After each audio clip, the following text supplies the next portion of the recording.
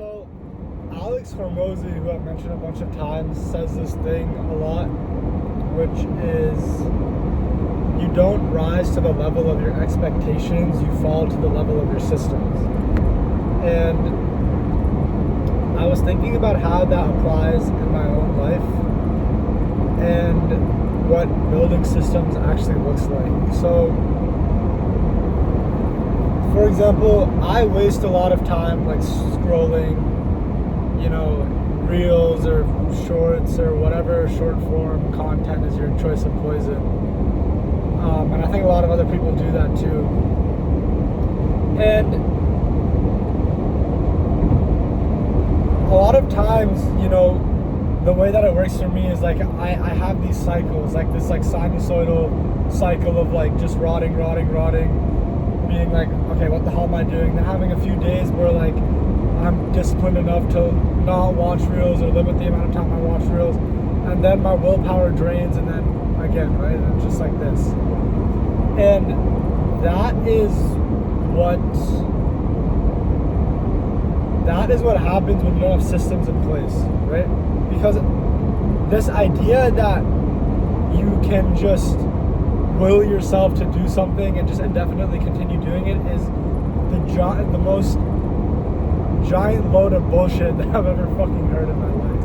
Like, dude, I don't know. I mean, from a personal standpoint, like, I used to consume a lot of, like, this, like, red pill content. Like, Andrew Tate was one of the guys, like, the bigger guys in that space. And I used to consume a lot of that, like, my sophomore year of high school. And he would always talk about this idea of, like, as a man, like, you should just be able to snap your fingers and change your behavior indefinitely. And it's just like, it's so dumb, because one, that's not true, and two, when you believe that and you inevitably fail to do that, you just feel like shit, and then you stay in the dip longer. So that's not helpful to anyone, right? And the thing that the basis of that statement is ego, right? It's because the basis of that statement is saying I don't need anyone else to help me maintain the path that I want to maintain. Like, how arrogant is it of you to assume that without anyone's help you can accomplish anything of value, to be honest. Like, that's a pretty arrogant notion.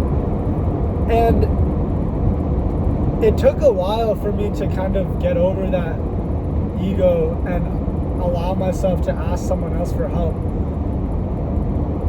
Because I'm not, like, I know I was saying that it's very arrogant and I said it in a kind of negative tone, but I'm not discounting the fact that it is hard to get over if you think that way. Like, you think you do, like, your self-esteem is tied to this idea of not asking for help. That also, honestly, I think was a reason that I didn't do well my first year at CMU, was I had this, like, sort of, I don't know, it's weird because in high school I had no problem asking for help, but oh my days. Okay, sorry, that's a tangent, but yeah, this, what I was saying was I'm not discounting the fact that it is hard to get over that ego, because, like, you think, like, you feel less than for asking. You feel less than when you ask for help, or at the idea of asking for help. You're like, am I really this fucking, do I really lack this much discipline that I can't do this thing myself? And then you, like, try and fire yourself up to do it, and then when you fail, you're like, it just confirms that belief that, yes, I do lack that discipline, and therefore I suck. And that is just something that you need to flip. Like, that idea is just wrong. The fact that you lack discipline, like, it sounds, this is the thing that people in the red pill community do to try and get you to buy their bullshit course or whatever. It's they make you feel negative about a normal human behavior. It's not normal for you to be able to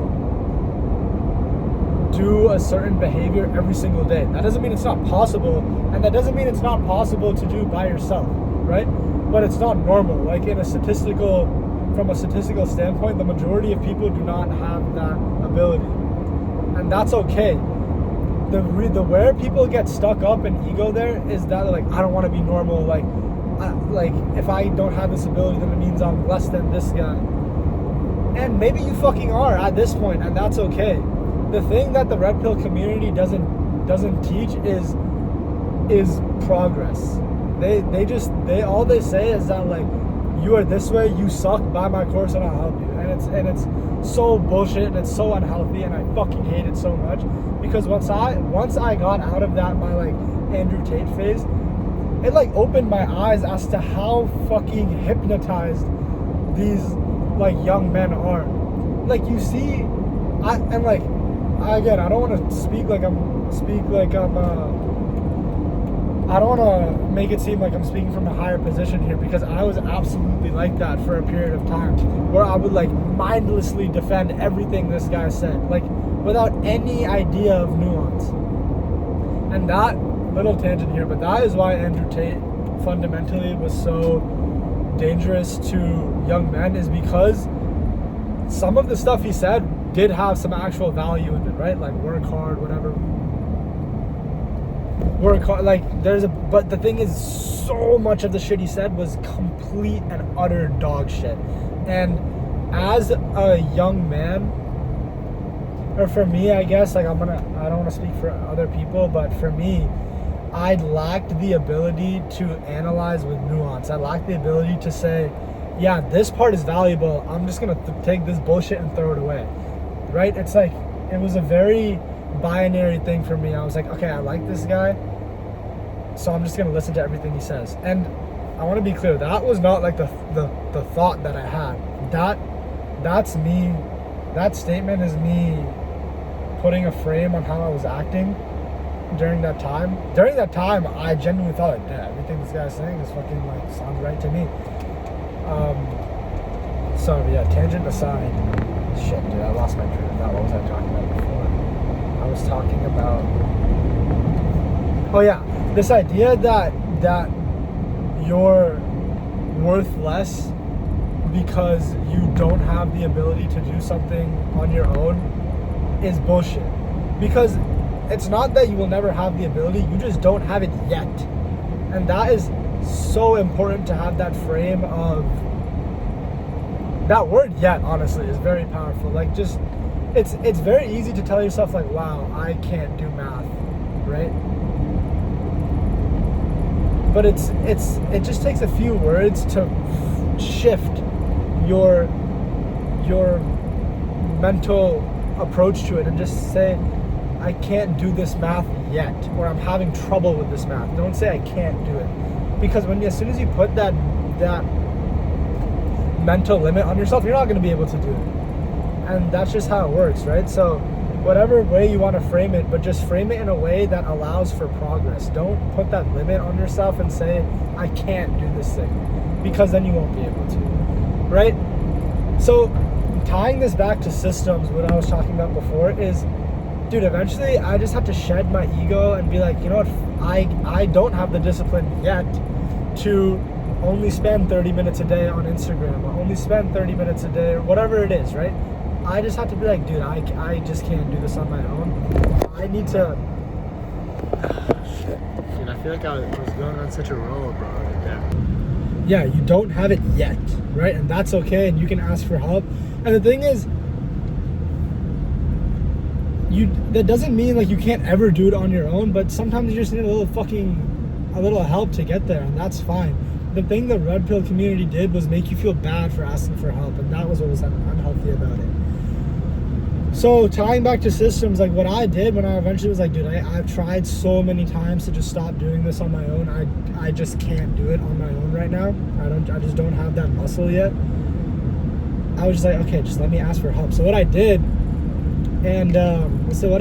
was I asked my sister to put like you know, Apple screen time.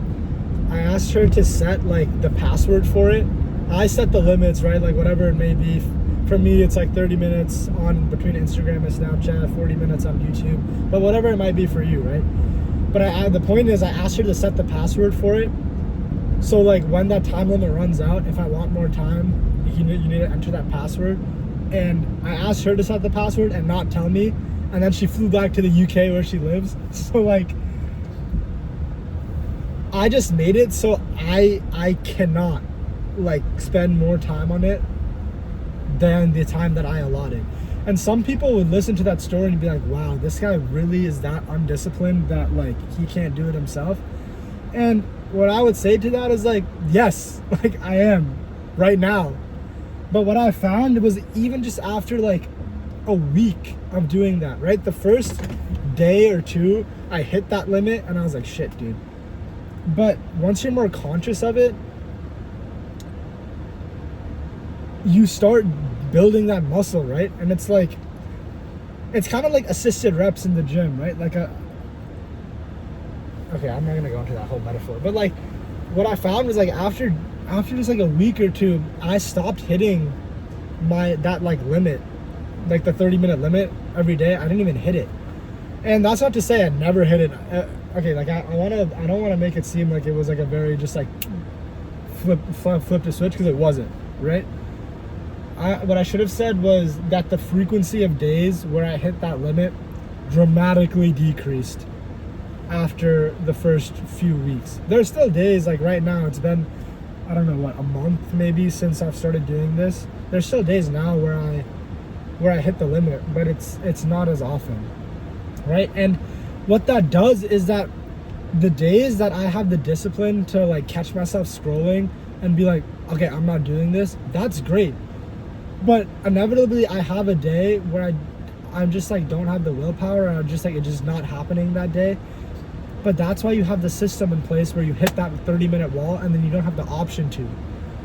And the fact that people like look down on someone that asks for help, and maybe I'm projecting because maybe this was just like me and my own ego, but the fact that, I guess I'll talk from a personal perspective, the fact that I used to look down on people who are asking for,